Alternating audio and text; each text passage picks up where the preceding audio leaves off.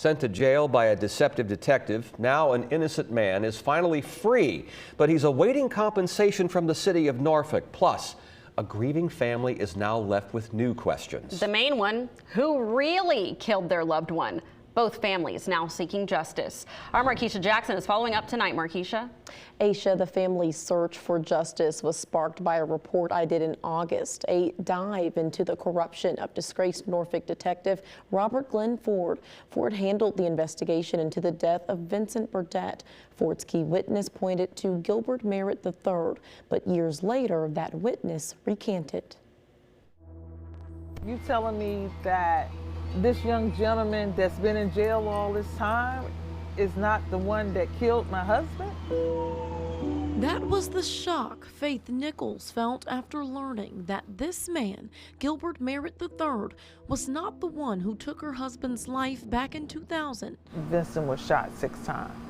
The investigation into the homicide was led by former Norfolk police detective Robert Glenn Ford. Ford had a hand in quote-unquote solving high-profile murders in the city of Norfolk.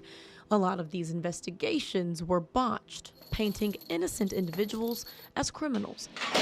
Gilbert Merritt spent 2 decades incarcerated because Ford was able to convince a woman facing prison time herself on unrelated charges to testify against Merritt. According to court documents, that woman said Merritt had confessed to her he did the crime, yet a weapon was never found. It wasn't until years later that the Burdett family found out about Ford's tactics. And to find out that he was that way was just it really hurt. Like, I trusted him. It was like tearing the scab off an old wound. For decades, Merritt maintained his innocence, catching the attention of the UVA Innocence Project, who helped him gain his freedom and also got his story in front of a Virginia lawmaker. Mr. Gilbert's case are, like all of these cases, heartbreaking. After hearing Gilbert's story, Fairfax County Delegate Rip Sullivan introduced a bill into last year's General Assembly that allows victims of wrongful incarcerations to receive enhanced financial compensation from the Commonwealth and localities.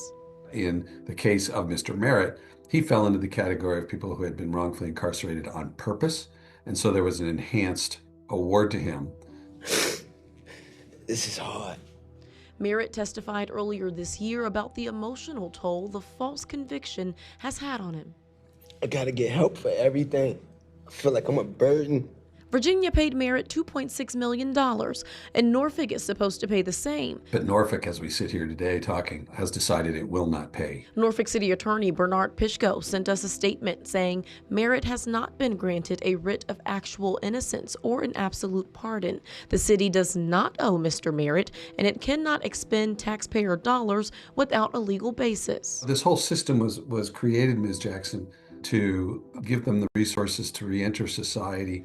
Delegate Sullivan says Merritt and his team hope the city will change its stance. If Mr. Merritt is forced to sue the city of Norfolk for this wrongful conduct, I think it's reasonable to expect that Mr. Merritt would win a much bigger verdict against the city of Norfolk than $2.6 million.